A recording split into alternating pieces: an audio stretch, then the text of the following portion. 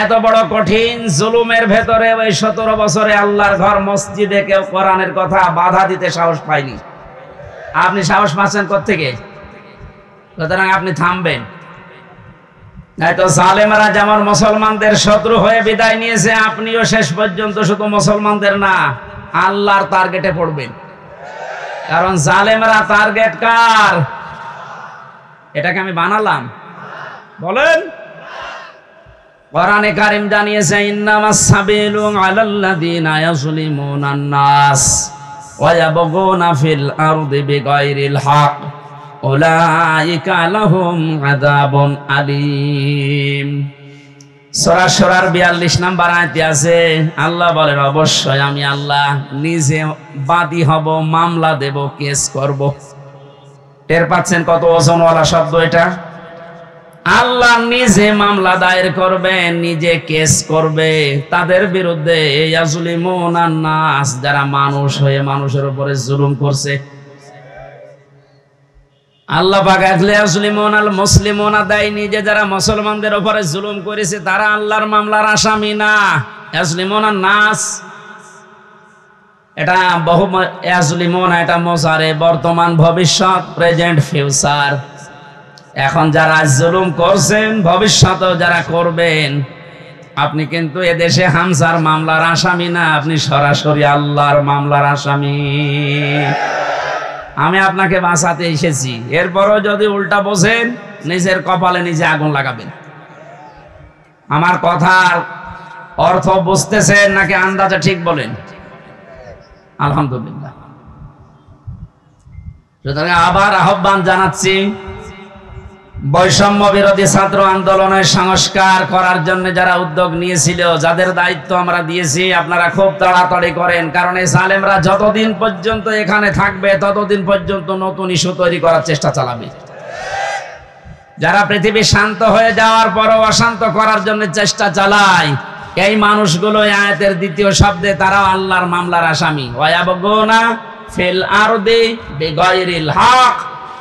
পৃথিবী শান্ত হয়ে যাওয়ার পরে যারা অশান্ত করার জন্য বিদ্রোহ করে বেড়ায়, সংখ্যালঘুর নাম নিয়ে যা শুরু করেছিলেন, আমিরে জামাত অলরেডি ঘোষণা দিয়েছে এদেশে কোনো সংখ্যালঘু সংখ্যাগুরু নেই। সুতরাং এই ইস্যু বাদ দেওয়া লাগবে। এদেশে সংখ্যাগুরু সংখ্যালঘু আছে? না, নেই। এদেশে যে জন্ম নিয়েছে সে এদেশের বৈধ নাগরিক। আমি আমির হামজা 96% মুসলমানদের ভেতরে যেমন অধিকার পাবো একজন হিন্দু 4%, তাতে কি সে একই অধিকার পাবে? এক কথা বলছেন? এটা যখন বুঝে ফেলেছে, দেখছে না এ তো হালে পানি নাই না, ওটা বাদ দিয়েছে। এরপরে নামিয়েছে ডাক্তারদের, ওটাও পারছে না। এরপরে নামিয়েছে আনসারদের, ওটাও যখন পারে না, আমার মনে হয় ওদের যা চরিত্র, কিছুদিন পরে গলন্দ ঘাটের এই বেশ্যাদের নামাবে। খুব সাবধান থাকা লাগবে। আমি একটু খোলামেলা বলে ফেললাম, কারণ চরিত্র ওদের ওই রকমই, ওদের যা চরিত্র ওই রকমই। ঈমান যাদের ভেতরে আছে তারা 3টা কাজ কখনো করতে পারে না, এটা কোরআনে কারীম জানিয়েছে। সূরা ফুরকানের ভেতরে আছে 19 নম্বর পারার 4 নম্বর পৃষ্ঠা 14 নম্বর লাইনে। আপনি বাড়িতে যে তাফসীর মিলিয়ে দেখবেন, ঈমান যাদের আছে কয়টা কাজ করতে পারে না? আরো জোরে, এই 3টা কাজ যদি করে ফেলে তাদের শাস্তি আল্লাহ দেবেন ডবল। এই এখানে গল্প বন্ধ করো, একেবারে নড়াচড়াও বন্ধ। ওয়াল্লাযীনা লা ইয়াদউনা মা'আল্লাহি ইলাহান আখার। আল্লাহ পাক বলেন ঈমান যাদের আছে এই পৃথিবীতে তারা আল্লাহ বাদে অন্য কাউকে ডাকতে পারে না। এটা অন্যান্য জেলার কথা বাদ দিলাম, আমাদের জেলাতে এখন আস্তে আস্তে তৈরি হয়েছিল রাষ্ট্রীয়ভাবে, অনেকে নিজের অর্থ দিয়ে হলেও এই কাজটা প্রতিষ্ঠিত করার চেষ্টা চালাচ্ছিল। এই যে আপনাদের থানায় মাজার আছে না, লালনের মাজার, কত মানুষ বাংলাদেশের বিভিন্ন প্রান্ত থেকে এসে না জেনে আয়াতটা পুরা উল্টিয়ে ডাকতো, আল্লাহ বাদে অন্য কাউকে ডাকা জায়েজ। আরো জোরে, আপনি বুঝে ডাকেন আর না বুঝে ডাকেন, আপনার শাস্তি ডবল হবে যদি এখনো বন্ধ না করেন।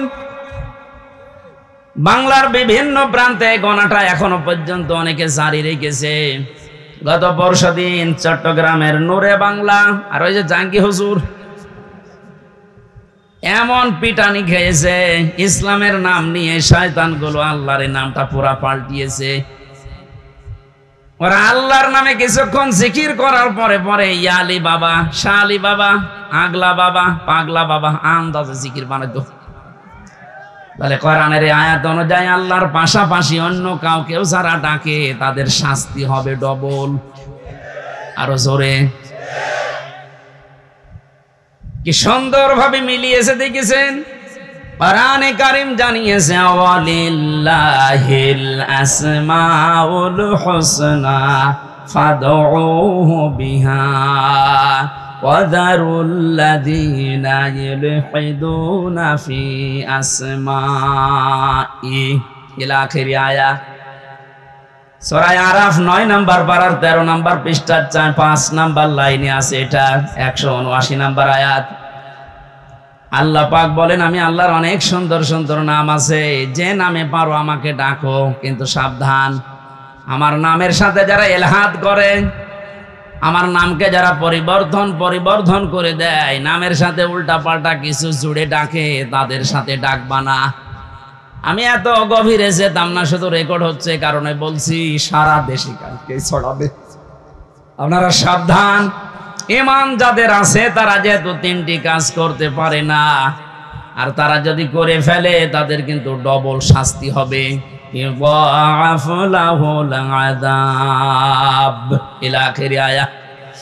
আল্লাহ পাক বলেন তাদের শাস্তি আমি ডবল দেব। 1 নম্বরের গোনা পেলাম যারা আল্লাহর সাথে অন্য কাউকে ডাকে।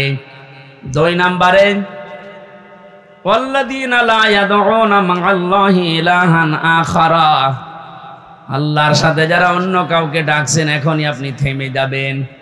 2 নম্বরে এই পৃথিবীর ময়দানে কোনো মানুষ যেন জিনা না করে। কি না করে? এটা ছিল না? আপনি দরবেশের দিকে তাকিয়েছেন, এত বড় বড় দাড়ি, আরে শেষের জীবনটা যেগুলো দেখলাম যদি সত্য হয় উনি পুরাটা জেনায় ছিলেন। কারণ যে স্বামীর কাছ থেকে তার স্ত্রীকে কেড়ে জোর করে বিয়ে করেছে, ও আসল স্বামী তো এখনো তালাকি দেয়নি।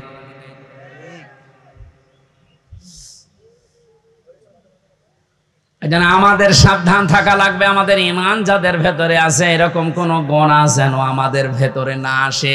মুমিন মরে যেতে পারে কিন্তু জিনা করতে পারে না। শুধুমাত্র লজ্জা স্থানের জেনাটাই জেনা না, হাতের জেনা আছে, মুখের জেনা আছে। হাতের জেনা কি? কোন বেগানা মহিলাকে আপনি হাত দিয়ে যদি স্পর্শ করেন জেনা করার গুনাহ হবে। চোখ দিয়ে যদি ওই রকম নিয়তে দেখেন তাহলে জেনা করার গুনাহ হবে। অন্তরে যদি ওরকম কোন ধারণা নিয়ে আসেন জেনা করার গুনাহ হবে। জেনা করলে শাস্তি কয়টা বললাম? ডবল। বলেন, আরো জোরে বলেন। আমরা যেন মেনে নিতে পারি এরকম মন মানসিকতা আল্লাহ আমাদের দান করুন, বলেন আমিন। আমি আবার বলছি, শেষ কথা, বৈষম্য বিরোধী আন্দোলনে যে সমস্ত দফাগুলো ছিল সংস্কার করার জন্য, এটা রেকর্ড হচ্ছে বলে বারবার বলছি, যারা আছেন তাড়াতাড়ি করেন, নয়তো এরকম কুলু আবার তৈরি করবে। প্রধান বিচারপতিকে দিয়ে একবার চেষ্টা চালিয়েছিল, ছাত্রদের জন্য পারে নাই। আমার তো এই যে 8টা 9টা ইস্যু তৈরি করার যা শুরু করেছিল বিদ্রোহ, আমি দেখলাম সবগুলো আল্লাহ নিজে যেন হ্যান্ডেলিং করছে। সুতরাং যখন কাজ হচ্ছে না আপনারাও থামেন। জালেম তো বিদায় নিয়েছে।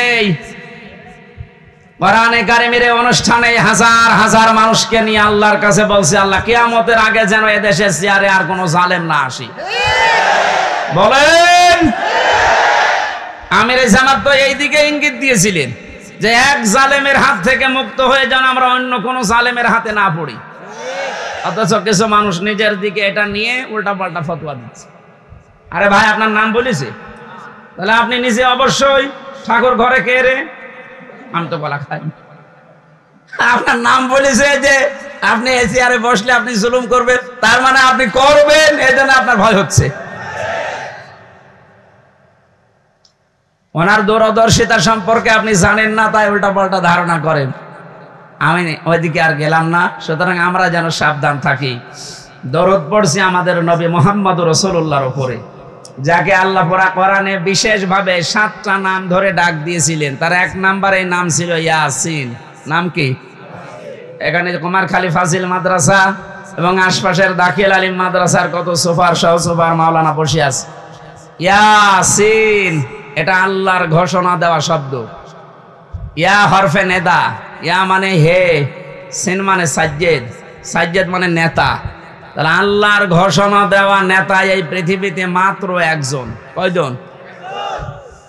এই শব্দের ব্যাখ্যা করতে গিয়ে তাফসিরে কাবির আল্লামা ফখরউদ্দিন রাজি রহমাতুল্লাহ আলাইহি লিখেছেন, ইয়াসিন শব্দের 5টা অর্থ আছে। ইয়াসিন মানে সাজ্জেদুল আলামিন, সাজ্জেদুল বাশার, সাজ্জেদুল কাউনাইন, সাজ্জেদুল আম্বিয়া, সাজ্জেদুল মুরসালিন। তার মানে আল্লাহ বোঝাতে চেয়েছেন পৃথিবীর মানুষেরা যদি মনে করো যে আমি পৃথিবীতে বাস করি, নবীকে আমার মানাই লাগবে, অন্য কোন জগতে গেলে আর মানা লাগবে না। না, ইয়াতানাজ্জালুল আমরু বাইনাহুন্না, প্রত্যেকটা আসমানে আমার আল্লাহর বিধিবিধান নাজিল হচ্ছে। ওই সমস্ত সৃষ্টির জন্য আলাদা বিধান আছে। কেউ যদি মনে করে আমি মঙ্গল গ্রহে বাস করি, আমি চাঁদের দেশে থাকি, আমার তো ওখানে নবীকে নেতা মানা লাগবে না, আদর্শ মানা লাগবে না। না, এই জন্য সাজ্জেদুল আলামিন দিয়েছেন বহু বচন। আপনি যে কোন গ্রহে বাস করেন না কেন, সেখানে মুহাম্মদ রাসূলুল্লাহকে আপনাকে নেতা মানাই লাগবে। এই শব্দটা আমি কয়েকবার উচ্চারণ করলাম, খেলা করার জন্য না। আলেমরা বসে আছে, আহ্বান জানাচ্ছি তাদেরকে। আল্লাহর ঘোষণা দেওয়া নেতা যেহেতু একজন, এই জন্য এই নেতাকে মেনে নেওয়া নামাজের মতো ফরজ। এক কথা বলেন, এটা যারা ঠিক করতে পারছেন না, আপনার নামাজ হবে না।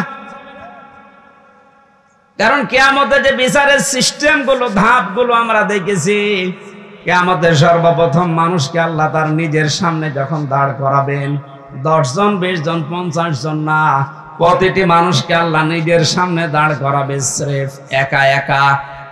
অকুল্লুহুম আতিহি ইয়াউমাল কিয়ামাতি ফারদা। আল্লাহ পাক বলেন সূরা মরিয়মের 95 নম্বর আয়াতে আছে, কিয়ামতে প্রতিটি মানুষকে তার সামনে আল্লাহ দাঁড় করাবেন স্রেফ একা একা। কয়জন করি? বলেন বলেন। আপনি এটা নিজের সাথে এখন মিলান তো। আর রাজনৈতিক ভাবে আপনার পরিচয় আলাদা আলাদা আছে, আপনি তো মানুষ। মিলান এই আয়াতটা। এখনই ময়দানে মাশার কায়েম হয়ে গেছে। আল্লাহ আপনাকে যদি ডাক দিয়ে নিজের সামনে দাঁড় করায়, আপনার যে অবস্থা আছে, যে বাস্তবতা আপনি তৈরি করেছেন, বলেন তো আপনার আল্লাহর সামনে দাঁড়িয়ে পেছনের জীবনের হিসাব দিতে পারবেন? বলেন।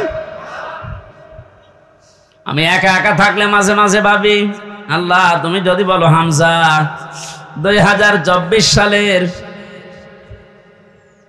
আগস্ট মাসের 31 তারিখ পর্যন্ত তোরে মাফ করে দিলাম, যা।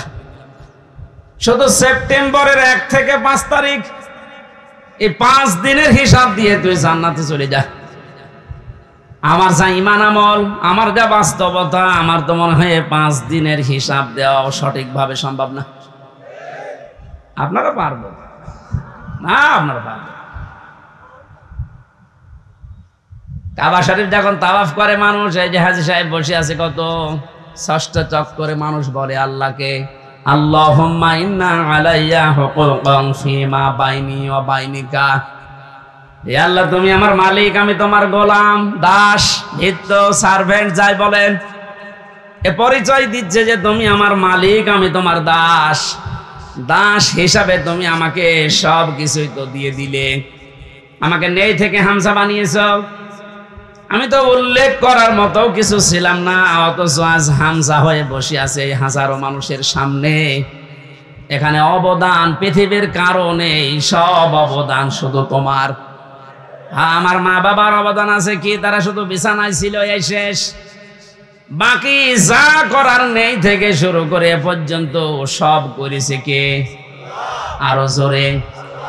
আমার বাড়ি গাড়ি নারী যা লাগে আল্লাহ তুমি সব দিয়েছো আমাকে বান্দা হিসাবে, কিন্তু তুমি যে আমার মালিক, আমার কাছে তো তোমার কিছু পাওনা আছে। গোলাম হিসাবে আমি তোমার কিচ্ছু দিতে পারি নাই। তবে কাবার সামনে আমার ষষ্ঠ চক্কর চলছে, একটা কথা আমি বলতে পারি, আমার কিচ্ছু নেই দেওয়ার মতো। এই জন্য বলছি আল্লাহ তুমি আমারে মাফ করে দাও। কিয়ামতের কঠিন এই বিচারের ময়দানে মানুষকে আল্লাহ স্রেফ একা তুলবে, কোনো উপায় নেই এই মাপ পাওয়া ছাড়া। আর আল্লাহর বিচারে যদি আল্লাহ অবিচার করে কেউ বাঁচবে? যদি ন্যায় বিচার করে, হ্যাঁ না না, আল্লাহর বিচারে তো অবিচার নেই।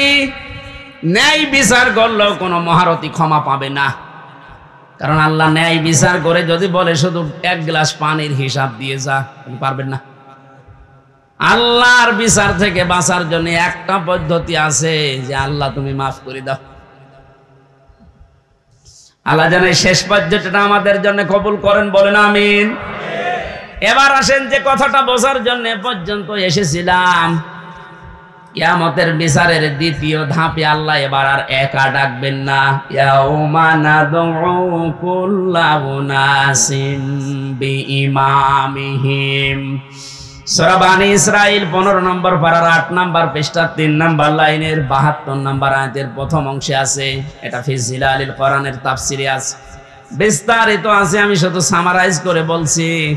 কিয়ামতে প্রতিটি মানুষকে এবার বিচারের দ্বিতীয় ধাপে আল্লাহ ডাকবে তার নেতার সাথে। এটা যদি রাজনীতি মনে করে কেউ চলে যান, আপনার কপালে আগুন লাগবে। আল্লাহর কসম, এটা শুধু দুনিয়ার সাথে না, আখিরাতের সাথে রিলেটেড। এই জন্য আমি একটু তুললাম, নয়তো বলতাম না। কিয়ামতের ময়দানে আল্লাহ যখন মানুষকে তুলবে, প্রতিটি মানুষকে এবার দ্বিতীয় সিস্টেমে তুলবে তার নেতার সাথে। কার সাথে? কুমারখালীবাসী আগে নেতা, এরপরে কর্মী। আপনার বিবেককে এবার প্রশ্ন করেন তো, আপনি যে নেতার আদর্শ মেনে চলেন, যার পেছনে স্লোগান দেন, যাকে রায় দিয়ে ভোট দিয়ে নেতা বানিয়েছেন, এই লোকটার যে চরিত্র, এর যা সুরাত সিরাত, আর এর যা ঈমান আমলের অবস্থা, ও যদি আল্লাহর সামনে দাঁড়ায়, আপনি তার পেছনে, ওরে দেখলেই তো আল্লাহ রাগ হয়ে যাবে। ও বলছে ঠিক, তার মানে ও ধরা খেয়ে বসে আছে। ও যদি এখনই বলে ঠিক যে আমি যারে মানি ওরে আল্লাহ দেখলে আল্লাহর রাগ হবে, আপনি তো ধরা খাবেন। কথা তো সত্যি, এইটাই আসল কথা। আপনি যারা ধরা না খান, সুতরাং এমন মানুষের পেছনে থাকা লাগবে, এমন মানুষকে আদর্শ হিসাবে সামনে নিয়ে আসা লাগবে, যারে দেখলে আল্লাহ খুশি হয়ে যায়। এখন এই লোকটাকে আফজাল সাহেব না, এখন দেখেন তো আফজাল সাহেবের কাঠিতে পড়ে কিনা। সারা নেশা 5 নাম্বার পারা 6 নাম্বার পৃষ্ঠা 9 নাম্বার লাইনের 59 নাম্বার আয়াতের প্রথম অংশে আছে, ইয়া আইয়ুহাল্লাযীনা আমানু আতিউল্লাহা ওয়া আতিউর রাসূলা ওয়া উলিল আমরি মিনকুম। আল্লাহ ইমানদারকে ডাক দিয়েছেন, ইমানের দাবি করো, তে পূরণ করবা না। তোমাদের দাবি হচ্ছে তোমরা আল্লাহর ইতাআত করো, রাসূলের আনুগত্য করো, আর উলিল আমর তোমাদের ভেতরে যারা নেতৃত্ব দেয় এদের মেনে চলো। কুষ্টিয়াবাসী, বাংলাদেশের 64 জেলার ভেতরে এই কুষ্টিয়াকে আমি বেশি ভালোবাসি, কারণ এই জেলাটা আমার। আমি চাই আপনারা বাঁচেন, বেঁচে থাকেন, যেন জাহান্নামী হয়ে না যান। এই যে আতিউ, এটা কিন্তু ভার্ব, এটা ফেল, এটা ক্রিয়া। এই শব্দটা আল্লাহ নিজের নামে রাসূলের নামে দিয়েছেন, উলিল আমরের আগে দেননি। কি কথা বলেন না খান? আমি যতগুলো তাফসীর পড়েছি, সব মুফাসসির আয়াতের ব্যাপারে ব্যাখ্যা এইটাই লিখেছেন, আল্লাহ রাসূলকে মানা লাগবে, কোনো প্রশ্ন করা যাবে না। কিন্তু আল্লাহ রাসূলের পরে যদি কিয়ামত পর্যন্ত আপনি কাউকে মানতে চান, নেতা হিসাবে নেতৃত্ব দেবে, তাকে যদি মেনে চলতে চান, মাস্ট বি, দেখাই লাগবে এই লোকটা আল্লাহ রাসূলকে মেনে চলে কিনা। আরে এই আয়াতটা বাংলাদেশে আজ কায়েম হয়ে গেলে তো ইসলাম চলে আসে। এক কথা বলে না কেন? আল্লাহ রাসূলকে যে লোক মেনে চলে না, ও আমার বাবা হলে ওরে আমি মানি না। এ কথা মানবেন কারা দেখি? লিল্লাহি তাকবীর। এই দেখেন তো হাত তোলেনি কে? দেখেন, আলহামদুলিল্লাহ। ঠিক আছে, হাত নামান। ওয়াজ তো হয়ে গেছে, এবার মোনাজাত করে দিই। আবার কি ওয়াজ করবো? এটাই তো, আল্লাহ রাসূলকে যে মানে না সে আমার বাবা হলেও মানি না, তাহলে এদেশে আর কিছু থাকবে? ইসলাম চলে আসবে ইনশাআল্লাহ। আমরা জরিপ দেখতে পাচ্ছি, আগস্টের 5 তারিখের আগে একরকম ছিল, এই আজকে রাতের পাল্টিয়ে গেছে। এই মাত্র 30 দিনে পুরা পাল্টিয়ে গেছে। 16 জন চাইতো এই দেশে ইসলাম রাষ্ট্রীয়ভাবে কায়েম হোক 5 তারিখের আগে। এখন জরিপ যেটা বলছে, এই 1 মাসের ব্যবধানে বাংলাদেশে এখন প্রায় 35 জন মানুষ চাচ্ছে দেশে ইসলাম কায়েম হোক। এটা যদি এভাবে চলতে থাকে, 51 জন যেদিন হবে সেদিন কোনো মহারথী আর বাধা দিয়ে ঠেকাতে পারবে না ইনশাআল্লাহ।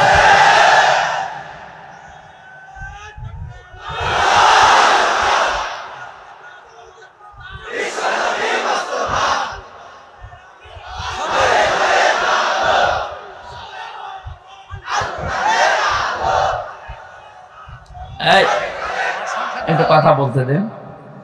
কয়েকদিন আগে সিরাজগঞ্জে ছিলাম, একটা আমি দোকানে ঔষধ নেওয়ার জন্য, আমার মুখ বাঁধা ছিল, বসে আছি। একটা লোককে বলছে, ভাই যে আমির হামজা আসতেছে, ওয়াজ শুনতে যাবেন না? উনি জবাব দিয়েছে, ওয়াজ কি শুনতে যাব, গেলে তো রাজনীতি হবে। চিন্তা করেন তো, ওর মন মানসিকতা কোন দিকে। রাজনীতি এটা কোরআনের একটা অংশ। 903 জায়গায় আল্লাহ ডাইরেক্ট ইনডাইরেক্ট এই শব্দগুলো দিয়েছে। রাজনৈতিক জীবনে যেন আপনি জাহান্নামে চলে না যান, এই জন্যই তো পাহারা দিচ্ছি। এক কথা বলেন। আর আপনি উল্টা বুঝে না এটা রাজনীতি হবে। রাজনীতি হবে মানে কোরআন বাদ দিয়ে রাজনীতি আছে? কোরআন বাদ দিয়ে যারা রাজনীতি করেছে তাকান, দরবেশ পর্যন্ত 36,000 কোটি টাকা ঋণ করেছে। যেহেতু কোরআন ছিল না, এই জন্যই তো এত দুর্নীতি। কোন জায়গায় যেন এই দুর্নীতি আর ফিরে আসতে না পারে। আল্লাহ রাব্বুল আলামিন নবীকে ডাক দিয়েছিলেন কয়টা নাম ধরে? 7টা। কয়টা? 7টা নামে ডাক দিয়েছেন পুরা কোরআনে। আর 1 নম্বরে হচ্ছে ইয়াসিন। সুতরাং আপনি যদি পৃথিবীর কোন জায়গায় বাস করেন, আপনাকে নেতা হিসাবে, আদর্শ হিসাবে মানা লাগবে মুহাম্মদুর রাসূলুল্লাহকে। যদি বলেন না আমি পৃথিবীতে থাকি না, আমি থাকি মঙ্গল গ্রহে, ওইটা কার বলেন? এই জন্য মুফাসসির দিয়েছেন সাইয়্যিদুল আলামিন। বহু বছর যেখানেই থাকেন সেখানেই নবীকে মানা লাগবে কিয়ামত পর্যন্ত। আল্লাহ আমাদেরকে, অনেকে বলে যে ইয়াসিন সূরা একবার পড়লে 10 খতম কোরআন শরীফের সওয়াব হয়। হ্যাঁ হয়। এর ভেতরে যে 83টা শিক্ষা আছে, আপনি তো একটাও মানেন না, কিসের সওয়াব হবে আপনার? এর প্রথম শিক্ষা এইটা যে ইয়াসিন আল্লাহর ঘোষণা দেওয়া নেতা। কয়জন নেতা? নেতা বারবার বলছি, মানে রাজনীতি মনে করছেন? এটা যদি রাজনীতি হয়, এইটাই রাজনীতি। বলেন বলেন। মুহাম্মদুর রাসূলুল্লাহ যতদিন পর্যন্ত খাবারের এই ঝুড়িকে আবু জেহেলের মাথা থেকে আবু বকরের মাথায় নিয়ে আসতে না পেরেছেন, ততদিন তিনি মানুষের মুখে হাসি ফোটাতে পারেননি। খাবার তো একই ছিল, খাবার একই ছিল না, শুধু ঝুড়িটা আবু জেহেলের মাথা থেকে নামিয়ে আবু বকরের মাথায় তুলে দিয়েছিলেন, হযরত ওমরের মাথায় তুলে দিয়েছিলেন। সিস্টেম একই ছিল, মানুষও এক, খালি পাল্টিয়েছে ঝুড়িটা। ওর জামানায় থাকতে মানুষ না খেয়ে মরেছে, আর হযরতে আবু বকর ওমরের জামানায় এসে মানুষ না খেয়ে মরেছে। আমরা তো এইটাই চাই কোরআন দিয়ে। কথা বলে না কেন? আল্লাহ ঘৃণিত করে দেন যে মানুষগুলো সীমা ছাড়িয়ে যায়, তাদের বসবাসের জায়গা পর্যন্ত আল্লাহর কাছে ঘৃণিত। এটার বাস্তব প্রমাণ হচ্ছে আবু জেহেলের বাড়ি। কাবা শরীফ তাওয়াফ করার পরে আমি যখন উপরে গেলাম, দেখলাম আমার পেটে ব্যথা করছে। পুলিশকে ডাক দিয়ে বললাম, ভাই এতক্ষণ তো ভালোই ছিলাম, এখন পেটে ব্যথা করছে মানে? পুলিশ তার আমার ভাষা বোঝে নাই। আমার বলছে, ইয়া হাজি আল হুজ্জাত আয়না বিলা দোকান। ও হাজি, দেশ কোথায়? জি তুমি বাংলাদেশ। বাংলাদেশ থেকে এসেছি। ওর ভাষা দিয়ে আমারে বোঝাচ্ছে, ভাই হাজি সাহেব আপনি জানেন না এটা কোন জায়গা? না তো। আবু জেহেলের বাড়ি। আপনি এখনো পায়খানা না করে দাঁড়িয়ে আছেন? তাড়াতাড়ি করেন। সত্যি কথা বলছে, পায়খানা করে দেখি পেটের যে ব্যথা ছিল সব ভালো হয়ে গেছে। আল্লাহ আমাকে জানাতে চেয়েছে, হামজা 4.5 লাখ টাকা খরচ করে আসলে ওই সময় 16 সালে, এখনো পায়খানা না করে দাঁড়িয়ে আছো, তাড়াতাড়ি করো। ওর বাড়ি পর্যন্ত আল্লাহ এত ঘৃণিত এত নিন্দিত বানিয়েছে। জায়গাটা কিন্তু দামি জায়গা, কাবার পাশেই। এমনকি নবীজির বাড়ি ওর বাড়ি থেকে কাবার থেকে আরো দূরে ছিল, কারণ কাবার পাশে আবু জেহেলের বাড়ি, এরপরে নবীর বাড়ি। কাবার পাশে যতগুলো জমি জায়গার দাম বেশি না কম বলেন? শুধু জালেমের বসবাস হওয়ার কারণে আল্লাহ আন্তর্জাতিক টয়লেট বানিয়ে দিয়েছে। তামাম দুনিয়ার মানুষ এই কাজ করে। কি আমি এতক্ষণ কি বলছি, এদেশে যারা জুলুম করেছে তার জায়গা জমি বাড়ি ঘর যত দামি হোক, এটা আল্লাহর কাছে এখন ঘৃণিত। কারণ দেখবেন মুজদালিফা থেকে যখন মানুষ যায়, একটা জায়গা আছে খুব তাড়াতাড়ি হাঁটে, কারণ এটা গজবের জায়গা। জালেমদের জায়গাগুলো এত বেশি ঘৃণিত, নিন্দিত, এত বেশি অপমানকর হয়ে যায় আল্লাহর কাছে, আল্লাহ ওইটাকে পর্যন্ত আর পছন্দ করে না, ওখানে জালেম থাকতো তাই। সুতরাং বাংলার কুষ্টিয়া জেলা সহ যত জায়গায় জালেমের বসবাস ছিল, আহ্বান জানাচ্ছি যারা দায়িত্বে আছেন এই জায়গাগুলো ইন্টারন্যাশনাল পায়খানা বানিয়ে দেন। একটু বেশি বলে ফেললাম? না বেশি হয়নি, কম হয়েছে। কারণ এই জায়গা থেকেই তো ইসলাম মানবতা ধ্বংস করার জন্য ওখানে বসে বসে দুর্বিসন্ধি করতো। কুষ্টিয়া এরকম জায়গা ছিল না, যেখানে যেখানে ছিল ওগুলো পায়খানা বানিয়ে দিন। মানুষ যেন কিয়ামত পর্যন্ত কুষ্টিয়া জেলায় যারা আসবে তারা যেন জানে যে জালেম তো একটা ছিল এই দেশে। আসিফ মাহমুদ নামে যে উপদেষ্টা কয়েকদিন আগে ঘোষণা দিয়েছে, আয়না ঘর এদেশ থেকে যেন ধ্বংস করা না হয়, ওটা স্মৃতি হিসাবে রেখে দেন। সারা বিশ্বের মানুষ আসবে, মানুষ যেন জানে যে এই পৃথিবীর ময়দানে বাংলাদেশ নামে একটা দেশ ছিল, সেখানে একটা জালেম ছিল। মানুষ কত কঠিন হৃদয়ের হলে আয়না ঘর বানাতে পারে, আমার মাথায় আজও ধরে না। আমান আজমের ঘোষণা শুনেছেন কয়েকদিন আগে, একটা মানুষ কত বড় কষ্ট পেলে কথাগুলো বলতে পারে বলেন? অনেকে বলছে আমরা মাফ করে দিলাম। হ্যাঁ, মাফ করে দিয়েছেন, ঠিক আছে। সারা দেশের 18 কোটি মানুষ যদি মাফ করে দেয়, আয়না ঘর যারা জড়িত ছিল, ব্যারিস্টার আরমানের বউ মাফ করবে না, জীবনও করবে না। আপনি ওই জায়গায় পৌঁছাননি তাই বুঝতেছেন না। আমি মাত্র কয়েকদিন ছিলাম মাটির নিচে। এই যে আচরণ মানুষের এখানে যারা থাকে এরাও কিন্তু মানুষ, এরা শুধু একটু উপরে উঠবে, পদ পাবে, এই কারণে এত কঠিন আচরণ করতো। মুফতি ফখরুল ইসলাম আমার সাথে ছিল যতদিন, উনি বলছিল ভাই আমারে নিয়ে এই পায়ের ভেতর দিয়ে হাত দিয়ে সামনে যে রড আছে রডের সাথে লাগিয়ে তালা লাগিয়ে দিত, 24 ঘন্টা তালা লাগানো। পায়খানা প্রসাবের জন্য মাত্র 1.5 মিনিট সময় দেয়, খাবারের জন্য অতটুকু সময় দিয়ে, তারপরও যে খাবার 3-4টা তরকারি দিয়ে মনে হচ্ছে কে মাখিয়ে দিয়েছে।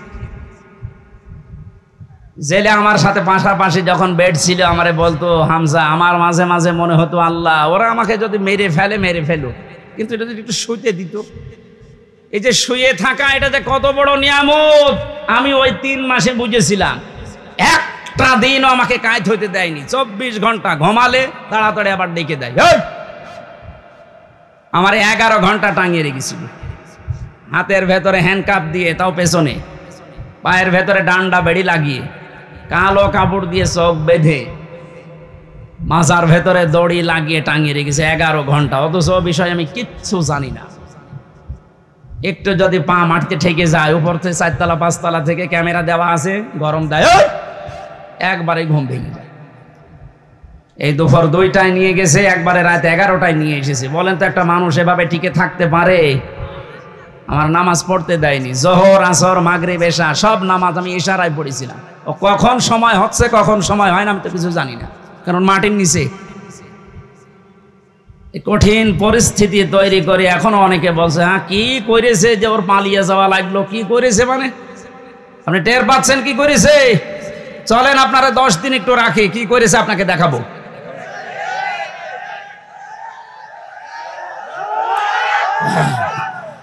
এই জন্যই তো জালেমের বিরুদ্ধে হামজার মামলা না, মামলা কার বলেন? সুতরাং এর জালেমেরা এরা কিন্তু টার্গেট হামজার না, এ টার্গেট আল্লাহর। এই জন্যই তো এত ভয়। যেদিন আমার রায় দিয়ে পুরা মামলা ঢিসমিস করে দিয়েছে, ওই দিন আমার মামলার আয়ুকে কল দিয়েছিলাম। এতদিন ওরে আমি স্যার বলতাম, এখন তো উল্টা করে আমারে স্যার বলছে। কি হয়েছে? হুজুর মাফ করে দেন। মাফ করে দেন মানে আমারে ধরার পর আমার বাবার কাছ থেকে বলেছিলেন যে আর মামলা দেব না, 50 লাখ 10 লাখ টাকা দিন। আমার বাবা তো গ্রাম্য মানুষ, সঙ্গে সঙ্গে 8 লাখ টাকা দিয়েছে। ওই টাকাটা ফেরত দিন। আপনি মাফ চাচ্ছেন, টাকাটা আগে ফেরত দিয়ে যান, তারপরে মাফ হবে।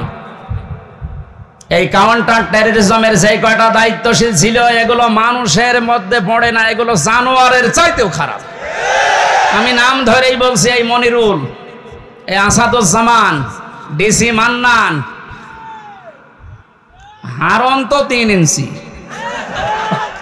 ওর নাম মুখে উচ্চারণ করাও ঠিক না। এই শয়তান এত উপরে উপরে দেখা তো রিমান্ডে এসে মনে হয়তো তো ফেরেশতা, অথচ ভেতরে ভেতরে যে আলেমদের এত বড় ক্ষতি করিস। ওই যে ছোট হুজুর যেটা মাদানি, ও আমার সাথে প্রথমে 2 মাস ছিল। আমার বলছে হামজা ভাই আমারে নিয়ে গেল রাত 12:30টার দিকে, হাতের ছিলে পোড়া উলঙ্গ করেছে আমারে, আমার হাতে সিগারেট ধরিয়ে দিয়েছে, আর 2 পাশে ব্যারিকেড দিয়ে কেন কোনো গাড়ি আসতে না পারে। একটা অর্ধ উলঙ্গ মেয়ে লোক কোথা থেকে নিয়ে এসে আমার পাশে দাঁড় করিয়েছে, ছবি তুলতেছে যে এটা সকালে ছেড়ে দেব, মানুষ বুঝবে দেশে যে হুজুর কত খারাপ। ও ছোট মানুষ, তো বয়স আমার সেম, আমার 32 ও 30। ওই সময় হাও মাও করে কাঁদছিল ওই ফাঁসির কন্টেম সেলের ভেতরে। আমারে বলছে হামজা আমি তো একেবারে অসহায়, যে কেউ নেই।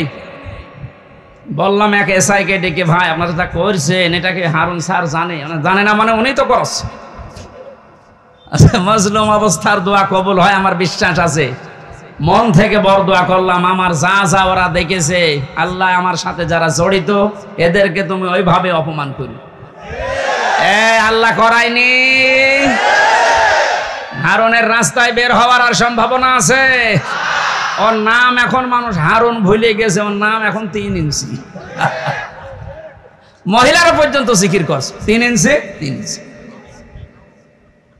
সামনে বসা মুসলমান ভাইরা, পর্দার আড়ালের সম্মানিত মা এবং বোনেরা, প্রাণ প্রিয় কুষ্টিয়াবাসী, আল্লাহর দরবারে শুকরিয়া জানাচ্ছি, যিনি আমাদের একটা মুক্ত পরিবেশ তৈরি করে দিলেন এই দেশে। এই পরিবেশটা যেন আরো মুক্ত হয়, সেজন্য যা করণীয় এই সমস্ত কাজের প্রস্তুতিমূলক কোরআনে কারিমের আজকের আয়োজন। যাদের উদ্দেশ্যে দিয়েছেন আপনারা লিখে দিয়েছেন, বৈষম্য বিরোধী ছাত্র আন্দোলনে নিহত এবং আহত মানুষের সুস্থতা কামনায়। শব্দ 2টা দিয়েছেন, নিহত এবং আহত। এই যে বৈষম্য দূর করার জন্য পৃথিবীতে আমরা জানি যুগে যুগে নবীদেরকে আল্লাহ যে পাঠিয়েছিলেন যে সমস্ত উদ্দেশ্য নিয়ে, তার ভেতরে এইটাও ছিল, তারা বৈষম্য দূর করার জন্য এসেছিলেন। এইটা থাকার কারণে আজ হাজারো মানুষ আমরা নীরবে জুলুমের শিকার হয়েছিলাম। বাংলাদেশের প্রত্যেকটা দিক এবং বিভাগে আমরা দেখতে পেয়েছি, যোগ্যতা থাকার পরেও বৈষম্যের শিকার হয়ে দুর্বিষহ জীবনযাপন করে চলেছিলাম, বিশেষ করে এই 17 বছর। কথা বুঝতেছেন? দেওয়ালে যখন একেবারে পিঠ ঠেকে গেছে, তখন আমরা শেষ পর্যন্ত দাঁড়িয়েছি যে না, এই বৈষম্য আর চলতে দেওয়া যাবে না। বিশ্ববিদ্যালয়ে আমরা জানি অনার্স মাস্টার্সকে যারা যে মানুষগুলো ফার্স্ট ক্লাস ফার্স্ট হয়, তাদেরকে শিক্ষক হিসাবে রেখে দেওয়া হয়। তো বাস্তবতা এমন জায়গায় পৌঁছিয়েছিল, আপনি ফার্স্ট ক্লাস ফার্স্ট না, তার উপরেও যদি কিছু হয়ে থাকে, আপনার ব্যাকগ্রাউন্ড যেটা আছে, দলীয় পরিচয় যদি না থাকে, আপনি ফেরেশতা আজরাইল জিবরাইল হলেও আপনাকে ওই জায়গায় দেবেন। অথচ যে জায়গায় যে চেয়ারটা, এখানে যদি ওই রকম যোগ্য মানুষ না বসিয়ে, যার রোল নাম্বার 71, কত, একটা ছেলে এসে বই খাতা ব্যাগ ম্যাগ সব নিয়ে হেড স্যারকে বলছে, স্যার হয় ছুটি দেন, না আমি গেলাম। মানে হেড স্যার তাকিয়ে দেখছে যে পজিশনে আছে, ওরে ছুটি দিলেও যাবে, ও না দিলে। তার রোল নাম্বার কত? স্যার 71। 71 মানে ক্লাসে ছেলে মেয়ে কয়টা? 71টা। 71টা ছেলে মেয়ে, ওর রোল নাম্বার 71। ও খুব ভালো ছাত্র, ওর জীবনে কোনো উদ্দেশ্য আছে, কোনো এম আছে? ও শুধু আসে, খেলাধুলা করে আবার পালিয়ে যায়। আমরা বাস্তবে যা দেখলাম এই 15 থেকে 17 বছরে, যার রোল নাম্বার 1, এই মানুষগুলোকে তো চেয়ারে বসানোর দরকার ছিল। অথচ শুধু বৈষম্য বৈষম্য শব্দটা যে কত নিকৃষ্ট শব্দ, বাস্তবে আমরা এখন টের পাচ্ছি। সব জায়গায়, শুধু শিক্ষা ব্যবস্থা না, প্রত্যেকটা দিক এবং বিভাগে এই শুরু হয়ে গিয়েছিল। এই জুলুম অত্যাচারের বিরুদ্ধে যে মানুষগুলো জীবন দিয়ে গেল, বিশেষ করে আবু সাইদ সহ, মুগ্ধ ভাই সহ যতগুলো মানুষ জীবন দিয়েছে, এদেরকে আল্লাহ শাহাদতের সর্বোচ্চ মাকাম যেন দান করে। এই জায়গায় যেন কেউ ফতোয়াবাজি করবেন না যে না ওরা একেবারে মারা গেল, তো শহীদ হয়েছে। কে বলেছে শহীদ হয়নি? পানিতে ডুবে মরলে যদি শহীদ হয়, আগুনে পুড়ে মরলে যদি শহীদ হয়, দেওয়াল চাপা পড়ে মরলে যদি শহীদ হয়, অ্যাক্সিডেন্টে মরলে যদি শহীদ হয়, জালেমের জুলুমের সামনে নিজের জীবনটা যে দিয়ে গেল, সে শহীদ হবে না? মানে এই কথা বলছেন, মাস্ট বি, আপনাকে বলাই লাগবে শহীদ। যদি কেউ স্বীকার না করেন, মুখ দিয়ে বলতে না চান, এ কথা কখনো বলবেন না যে ও মারা গেছে। শহীদরা মরে না। বালা হুয়াউন ইনদা রাব্বিহিম ইউরযাকুন, আল্লাহ বলেন ওরা জীবিত এবং আমি আল্লাহর কাছে খাবার খাই। খাবার খেলে আমরা জানি মা শরীরে রক্ত গোশত তৈরি হয় না, হয় না? এটা যে হয় তার প্রমাণ নবীজির চাচা হযরতে হামজা রাদিয়াল্লাহু তাআলা আনহু, তাকে 70 টুকরা করেছিল। তার লজ্জাস্থান পর্যন্ত কেটে কেটে 3 টুকরা করেছে। এই ছেলে, এখানে দাঁড়িয়ে কি করে?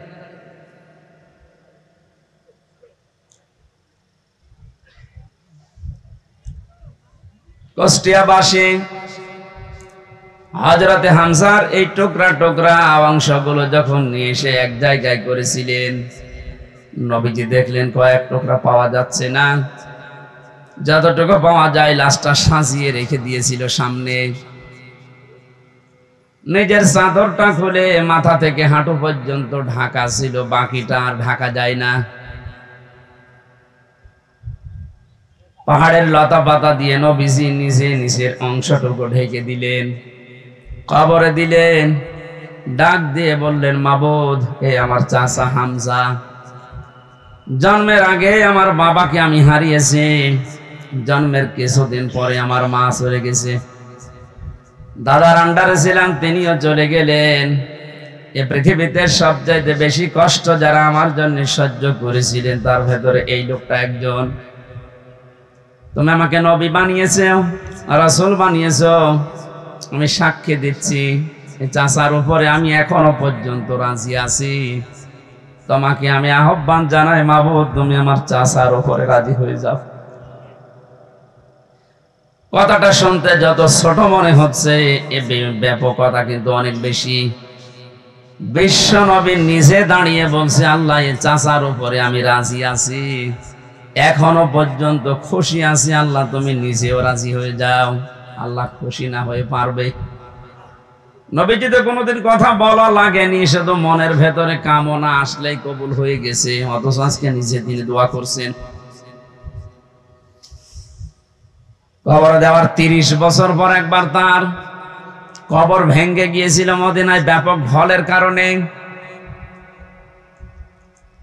এ রক্তের স্রোতধারা আসছিল। ছোটবেলায় যারা তার সাথে যুদ্ধ করেছিল আজকে তারা বড় হয়ে গেছে। এই মুরব্বী মানুষগুলো রক্ত অনুসন্ধান করতে গিয়ে দেখে 30 বছর আগে মুহাম্মদুর রাসূলুল্লাহর চাচা হযরতে হামজা রাদিয়াল্লাহু তাআলা আনহু উহুদের ময়দানে জীবন দিয়েছিলেন। যেখানে যেখানে কাফেরেরা তাকে টুকরা টুকরা করেছে, ওই জায়গাগুলো দিয়ে ফিনকি দিয়ে রক্ত বের হচ্ছে। মুসলমানেরা যদি খাবার উনি না খাবে, আল্লাহ যে রিজকের কথা জানিয়েছেন, বালা হুয়াউন ইনদা রাব্বিহিম ইউরযাকুন, তারা জীবিত এবং আমি আল্লাহর কাছে তারা রিজিক পায়। ওরা যদি রিজিকই না পাবে তাহলে আমার শরীর থেকে রক্ত আসলো কোত্থেকে?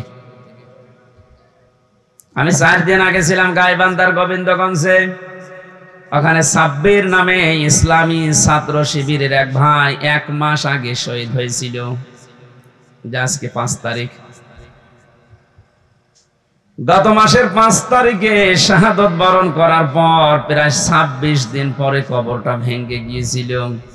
যারা আমাকে নিয়ে গিয়েছে তারা বলছে ওই কবরে এখনো পর্যন্ত তাজা রক্ত বের হচ্ছে। এটার শাহাদত শব্দটা অনেক কঠিন এবং গুরুত্বপূর্ণ শব্দ।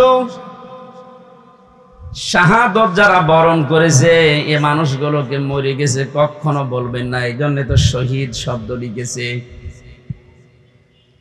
যারা মারা গেল, যারা শহীদ হয়ে গেল, এ মানুষগুলোকে মৃত বলতে মুখ দিয়ে আল্লাহ নিষেধ করে শুধু শেষ করেননি, মানুষ যেন ধারণাও না করে, এই জন্য ধারণার উপরও আল্লাহ দিয়েছেন নোটিশ।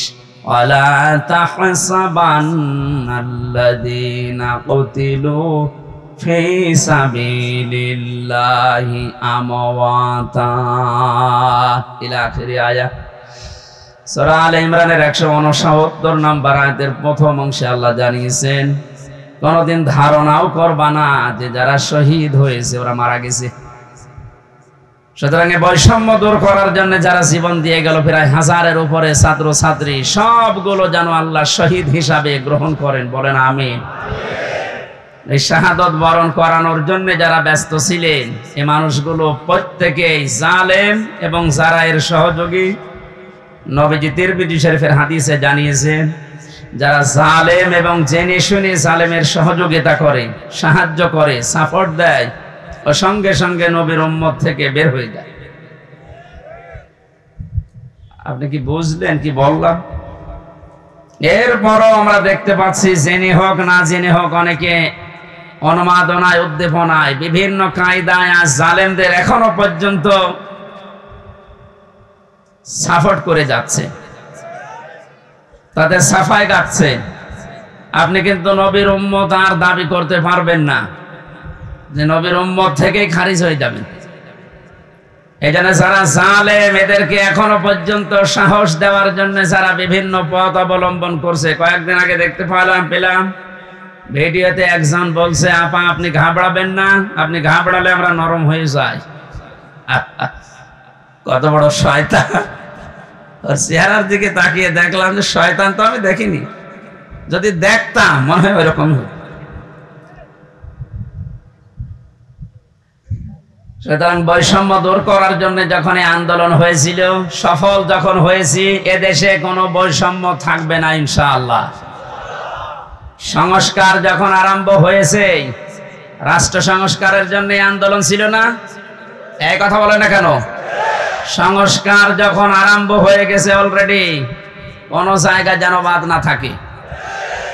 গত কয়েকদিন আগে আমির জামাত আপনাদের এই শিলাইদা এসে বলে গেছে না যে সংস্কার যখন আরম্ভ হয়েছে, যারা দায়িত্বে আছে আমরা চাই এনাদের হাতে যেন সংস্কার শেষ হয়।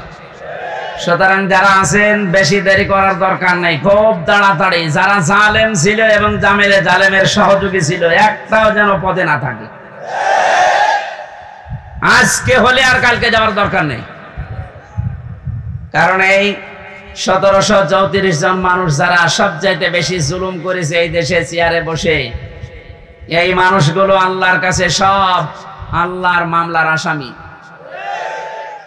কেউ বাঁচাতে পারবে না আপনাকে।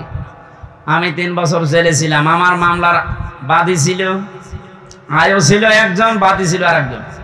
বাদী ছিল সরাসরি রাষ্ট্র, এই জন্য আমার এত দেরি হয়েছে। তাছাড়া মামলা ওটা যদি সাজাও লাগিয়ে দিত সর্বোচ্চ 3 মাসের বেশি আমার রাখার কথা ছিল না। অথচ গত পরশুদিন আমার মামলা সব পুরা ঢিসমিস করে দিয়েছে, কিচ্ছু নেই, সব শেষ। আমি মনে করলাম জিজ্ঞাসা করে বিচারপতিকে, স্যার আপনি তো আগে ছিলেন, এই 3টা বছর আমার এই মামলা 30 থেকে 31 বার পর্যন্ত উঠেছে, একবারও জামিন দিলেন না। আজকে একেবারে বলছেন যে এর ভেতরে কোনো মাল ম্যাটারেস নেই, কি দেখে বিচার করবো? যা, মানুষ তো আপনি একই আছেন, আগে থেকে তো আমার মনে হয় এর কথা বলতে বাধ্য হইতো যে কি করবো, হাত বাঁধা ছিল। কথা বলে না কেন? একটা রাষ্ট্র কত বড় দুর্নীতিগ্রস্ত হলে জাতীয় মসজিদের খতিব পর্যন্ত পালিয়ে যায়। এটা থেকে আজ করা যাচ্ছে যে আমরা কোথায় ছিলাম। দেখেন এই লোকটার হাত আজকে খুলে গেছে। এতদিন যে লোকটাকে বারবার অ্যাডভোকেট যারা, উকিল যারা, ব্যারিস্টার যারা কত রিকোয়েস্ট করেছে, কত যুক্তি দেখিয়েছে যে একজন পরিচিত মানুষ, এ তো গোপনে কিছু করে না, এর বড় বলেছে না কিচ্ছু করার নেই, হবে না, যান। মাসের পরে মাস না, 3 মাস 4 মাস 6 মাস পরে একটা ডেট দিত এভাবে। অথচ টাকা পয়সা দিয়ে এগিয়ে এগিয়ে এগিয়ে গিয়ে 30 থেকে 31 বার তুলেছে, দেয়নি। এই লোকটা গত কয়েকদিন আগে যেভাবে সব দিয়ে দিল, এই যে মোবাইলটাও দিয়েছে, 3 বছর আটকিয়ে রেখেছিল, গত বর্ষ দিন দিয়ে দিয়েছে। আমি ভাবলাম যে আল্লাহ, এইরকম হাত বাঁধা লোক এদেশে আর নেই, আছে মানে সব জায়গায়। সুতরাং হাত যাদের খুলে গেছে, আপনি যেন আর হাত বাঁধা না হয় এই কাজ করবেন। আর যারা দায়িত্ব পেয়েছেন আপনাদের আহ্বান জানাচ্ছি, সংস্কার খুব তাড়াতাড়ি শুরু করেন, নয়তো মাসে মাসে কিন্তু ইস্যু তৈরি করে ওরা বিশৃঙ্খলা করবে। তৈরি করার চেষ্টা চালিয়েছিল হিন্দুদেরকে দিয়ে, হালে পানি নেয়নি। এক কথা বলছে না কেন? আনসারদের দিয়ে আক্রমণ চালানোর চেষ্টা চালিয়েছে, কিন্তু হালে পানি নেয়নি। দেশের মানুষ বুঝে ফেলেছে 42,000 আনসার নিয়োগ হয়েছে কয়েক বছরে, তার ভেতরে 35,000 গোপালগঞ্জের। 42,000-এর 35,000 যদি হয় গোপালগঞ্জে, তা আমরা কি ঘাস কাটছি? এই জন্য বৈষম্য বিরোধী আন্দোলনে যে কথাগুলো ছিল, যে দফাগুলো ছিল, সবগুলোর সাথে আমরা একমত। বিশেষ করে শেষ কথা, যেটা শেষ দফা, এক দফায় এসেছিল যে আমরা জালেমের পদত্যাগ চাই। আল্লাহ এই দাবির সাথে আল্লাহ নিজেও ছিলেন। আমার তো মনে হয় শুধু ছাত্ররা না, এদের সাথে আল্লাহ আবাবিল পাঠিয়েছিলেন। আল্লাহ রাব্বুল আলামিন যেহেতু সব কিছু সংস্কার চলছে খুব তাড়াতাড়ি, যেন এই 1634 জন যারা বসেছিলেন অধিকাংশই পালিয়েছে, বাকি একটাও যেন না থাকে, যারা এতদিন পর্যন্ত বৈষম্যের শিকার হয়েছে, তারা যেন এখন এই চেয়ারগুলোতে বসে। এইটাই হবে ন্যায় বিচার। এটা কি হবে? এই ন্যায় বিচারের জন্যই আমরা আন্দোলন করেছিলাম। কথা বলেন ঠিক কিনা? সুতরাং শহীদ এবং আহত যারা আছে, এখনো হাজার হাজার মানুষ আহত, তাদের সুস্থতা কামনা করছে, কারণ সুস্থতা দেওয়ার একচ্ছত্র মালিকানা আল্লাহ। ঔষধ যদি আপনি একেবারে 24 ঘন্টা খাওয়াতেই থাকেন, আল্লাহর পক্ষ থেকে যদি এটা না আসে, তাহলে আপনি সুস্থ হবেন না। এটা আমরা বিশ্বাস করি। তো ঔষধের কোনো ক্ষমতা আছে? ক্ষমতা কার? আরো জোরে। এটা বাস্তবে নিয়ে আসা লাগবে। ইন্নাল্লাহা আলা কুল্লি শাইইন কাদির, সব ক্ষমতার মালিক আল্লাহ। সুতরাং যারা অসুস্থ আছেন, আল্লাহকে আমরা সব ক্ষমতার মালিক মনে করি, বিশ্বাস করি। উনি আমাদেরকে, এই অসুস্থ মানুষদেরকে যেন আবার স্বাভাবিক জীবনে ফিরিয়ে দেন। হ্যাঁ, কিছু মানুষের জীবন স্বাভাবিক হবে না, যাদের চোখ উড়ে গেছে, যাদের পা শেষ হয়ে গেছে। আমি সদর থানার সদর হাসপাতালে গিয়েছিলাম 6 তারিখের পরে। অনেকজনের দেখলাম এমন এমন অঙ্গ নেই যে কিয়ামত পর্যন্ত হায়াত পেলে অঙ্গ আর আসবে না। লজ্জা স্থান উড়ে চলে গেছে একজন। এটা আমাদেরকে মুক্ত জীবনে ফিরিয়ে দেওয়ার জন্য এত বড় স্যাক্রিফাইস যারা করেছে। বাংলাদেশে জামাত ইসলামী কুষ্টিয়া জেলা শাখার উদ্যোগে যে একটু সহযোগিতার হাত বাড়িয়েছিল, প্রত্যেকটি পরিবারে অন্তত 2 লক্ষ করে টাকা দিয়ে একটু দাঁড় করিয়েছে। এদেশে টাকাওয়ালা মানুষ আর নেই? বলেন। এখনো স্বাভাবিক অবস্থায় আমরা ফিরতে পারলাম, এই মুক্ত জীবন এনে দিল, তারা এখনো কাতরাচ্ছে। আর যে মানুষগুলোর কিছু হয়নি, এরা আন্দাজে লাফাচ্ছে যে না, সব বন্ধ করে এখন আমাদের এই জিনিস দাও। এরা আরেক জালেম। কথা বলেন।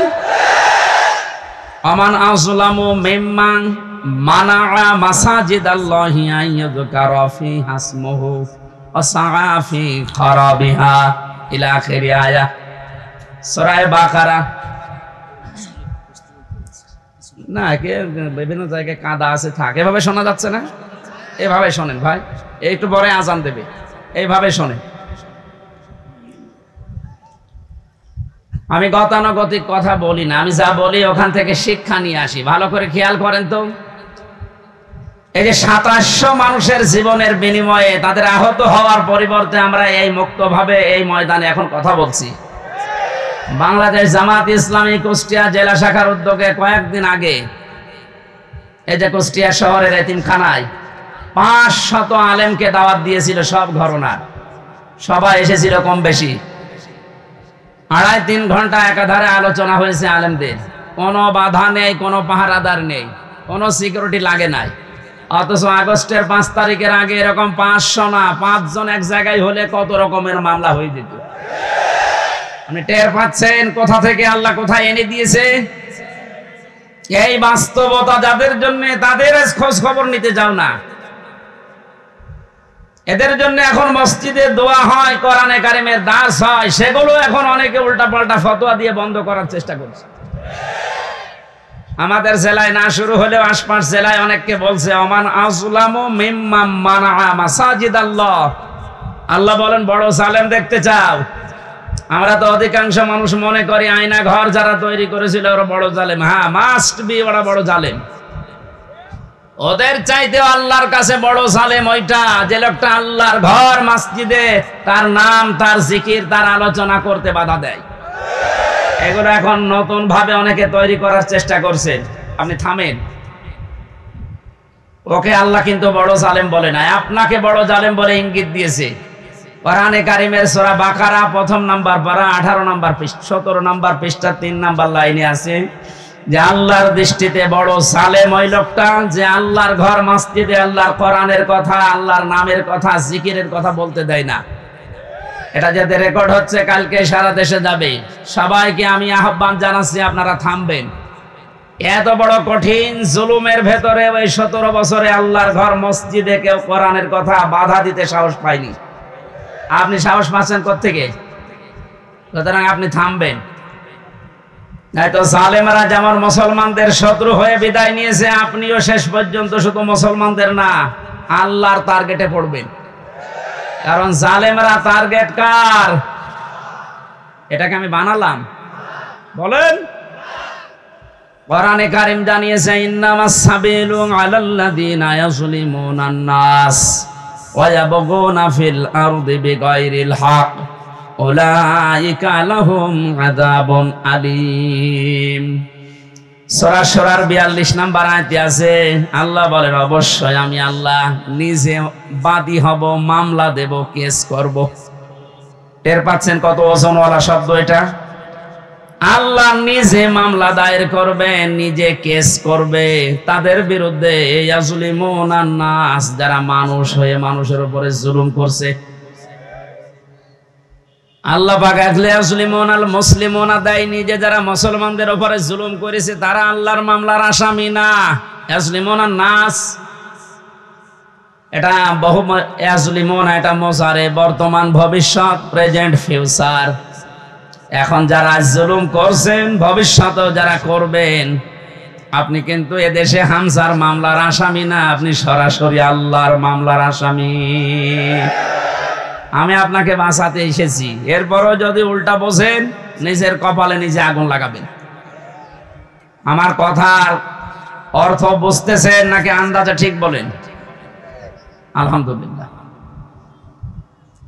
সুতরাং আবার আহ্বান জানাচ্ছি, বৈষম্য বিরোধী ছাত্র আন্দোলনের সংস্কার করার জন্য যারা উদ্যোগ নিয়েছিল, যাদের দায়িত্ব আমরা দিয়েছি, আপনারা খুব তাড়াতাড়ি করেন। কারণ এই জালেমরা যতদিন পর্যন্ত এখানে থাকবে ততদিন পর্যন্ত নতুন ইস্যু তৈরি করার চেষ্টা চালাবে। যারা পৃথিবী শান্ত হয়ে যাওয়ার পরও অশান্ত করার জন্য চেষ্টা চালায়, এই মানুষগুলো আয়াতের 2য় শব্দে তারাও আল্লাহর মামলার আসামি। ওয়ায়াবগুনা ফিল আরদি বিগাইরিল হক। পৃথিবী শান্ত হয়ে যাওয়ার পরে যারা অশান্ত করার জন্য বিদ্রোহ করে বেড়ায়, সংখ্যালঘুর নাম নিয়ে যা শুরু করেছিলেন, আমিরে জামাত অলরেডি ঘোষণা দিয়েছে এদেশে কোনো সংখ্যালঘু সংখ্যাগুরু নেই। সুতরাং এই ইস্যু বাদ দেওয়া লাগবে। এদেশে সংখ্যাগুরু সংখ্যালঘু আছে? না, নেই। এদেশে যে জন্ম নিয়েছে সে এদেশের বৈধ নাগরিক। আমি আমির হামজা ৯৬% মুসলমানদের ভেতরে যেমন অধিকার পাবো একজন হিন্দু ৪ ভাগ, তাতে কি সে একই অধিকার পাবে? এই কথা বলছেন। এটা যখন বুঝে ফেলেছে, দেখছে না এ তো হালে পানি নাই না, ওটা বাদ দিয়েছে। এরপরে নামিয়েছে ডাক্তারদের, ওটাও পারছে না। এরপরে নামিয়েছে আনসারদের, ওটাও যখন পারে না, আমার মনে হয় ওদের যা চরিত্র, কিছুদিন পরে গলন্দ ঘাটের এই বেশ্যাদের নামাবে। খুব সাবধান থাকা লাগবে। আমি একটু খোলামেলা বলে ফেললাম, কারণ চরিত্র ওদের ওই রকমই, ওদের যা চরিত্র ওই রকমই। ঈমান যাদের ভেতরে আছে তারা ৩টা কাজ কখনো করতে পারে না, এটা কোরআনে কারীম জানিয়েছে। সূরা ফুরকানের ভেতরে আছে ১৯ নম্বর পারার ৪ নম্বর পৃষ্ঠা ১৪ নম্বর লাইনে। আপনি বাড়িতে যে তাফসীর মিলিয়ে দেখবেন, ঈমান যাদের আছে কয়টা কাজ করতে পারে না? আরো জোরে। এই ৩টা কাজ যদি করে ফেলে তাদের শাস্তি আল্লাহ দেবেন ডবল। এই এখানে গল্প বন্ধ করো, একেবারে নড়াচড়াও বন্ধ। ওয়াল্লাযীনা লা ইয়াদউনা মা'আল্লাহি ইলাহান আখার। আল্লাহ পাক বলেন, ঈমান যাদের আছে এই পৃথিবীতে তারা আল্লাহ বাদে অন্য কাউকে ডাকতে পারে না। এটা অন্যান্য জেলার কথা বাদ দিলাম, আমাদের জেলাতে এখন আস্তে আস্তে তৈরি হয়েছিল রাষ্ট্রীয়ভাবে, অনেকে নিজের অর্থ দিয়ে হলেও এই কাজটা প্রতিষ্ঠিত করার চেষ্টা চালাচ্ছিল। এই যে আপনাদের থানায় মাজার আছে না, লালনের মাজার, কত মানুষ বাংলাদেশের বিভিন্ন প্রান্ত থেকে এসে না জেনে আয়াতটা পুরা উল্টিয়ে ডাকতো, আল্লাহ বাদে অন্য কাউকে ডাকা জায়েজ। আরো জোরে। আপনি বুঝে ডাকেন আর না বুঝে ডাকেন, আপনার শাস্তি ডবল হবে যদি এখনো বন্ধ না করেন। বাংলার বিভিন্ন প্রান্তে গণাটা এখনো পর্যন্ত অনেকে জারি রেখেছে। গত পরশুদিন চট্টগ্রামের নূরে বাংলা আর ওই যে জাঙ্গি হুজুর এমন পিটানি খেয়েছে, ইসলামের নাম নিয়ে শয়তানগুলো আল্লাহর নামটা পুরা পাল্টিয়েছে। ওরা আল্লাহর নামে কিছুক্ষণ জিকির করার পরে পরে ইয়ালি বাবা, শালি বাবা, আগলা বাবা, পাগলা বাবা আন্দাজে জিকির বানাতো। তাহলে কোরআনের আয়াত অনুযায়ী আল্লাহর পাশাপাশি অন্য কাউকেও যারা ডাকে তাদের শাস্তি হবে ডবল। আরো জোরে। কত অপমান করবে আল্লাহ বলে। সেদিন কুষ্টিয়ার জেলা আমির অধ্যাপক আবুল হাশেম সাহেব একটা আয়াতের ব্যাখ্যা করছিলেন আলেমদের সমাবেশ। অনেক জালেমরা মনে করেছিল ইয়ারে ছিলাম, এমন হয় আল্লাহ আমাদের ভালোবেসেই দিয়েছে। আমার কুষ্টিয়ার সদর থানায় যেদিন ওই সে 11 সালে প্রথম গ্রেপ্তার করে, আমি সুদের বিরুদ্ধে বলেছিলাম, এই আমার অপরাধ ছিল। আমার শিবির করে, শিবিরের ক্যাডার রক কাটি বেড়ায় আন্দাজে। এগুলো নিয়ে যখন নিয়ে গেল, আমারে বলছে ওসি সাহেব, ওই সময় আসাদুজ্জামান নামে এক ওসি ছিল, গোপালগঞ্জে বাড়ি। আমারে বলছে হুজুর কুলিল্লাহুম্মা মালিকাল মুলকি তুতিল মুলকা মান তাশা, এই আয়াতের অর্থ বলেন তো। বললাম আল্লাহ যারে চায় তারে ক্ষমতা দেয়, যারে চায় নামিয়ে দেয়। আমারে বলছে এটা আপনি মানেন তো? মানে না মানে? হাসিনা যে এখন আছে এটা আল্লাহ জায়গা মতো হাত দিয়েছে। শয়তান যাতে মাদাল হলো তার ঠিক আছে, কোন দিকে নিয়ে গেছে দিয়েছেন। কথা শেষ করার পরে আমি যেটা এখান থেকে বের করতে পারি, ওনারা বোঝাতে চায় যে আল্লাহ আমাদেরকে দয়া করে, মায়া করে, মহব্বত করে, ভালোবেসে এই চেয়ারে রেখেছে। আমরা যা করছি এ কোনো অসুবিধা নেই, আল্লাহ আমাদেরকে। এক কথা বলে না কেন?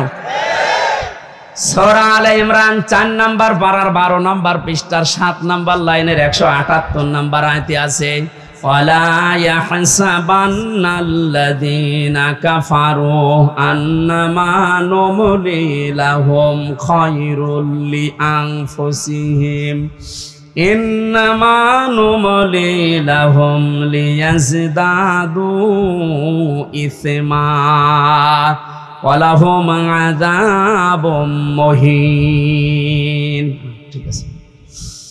আল্লাহ পাক বলেন কাফেরেরা ধারণা করে যে ক্ষমতার চেয়ারে বিত্ত বৈভব, টাকা পয়সা, অর্থ সম্পদ আল্লাহ আমাদেরকে দিয়েছে ভালোবেসে মহব্বত করে। আল্লাহ পাক বলেন না, এগুলো এদেরকে দিয়েছি এদের পাপ যেন পরিপূর্ণ হয়ে যায়, পরিপূর্ণ হয়েছে না হয়নি?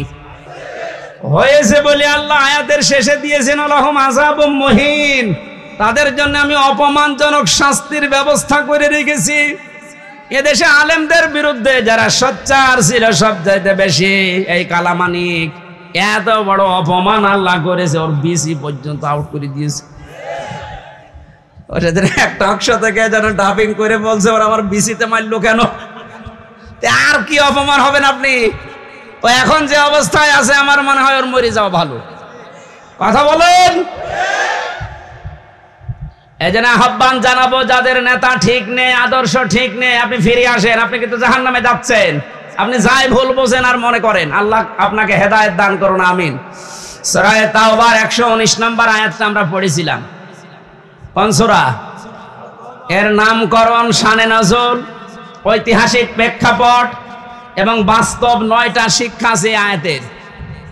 এবং এখান থেকে তাফসীর আকারে যে কথা বলতে আরম্ভ করব, এখন কি সময় পাবো? তো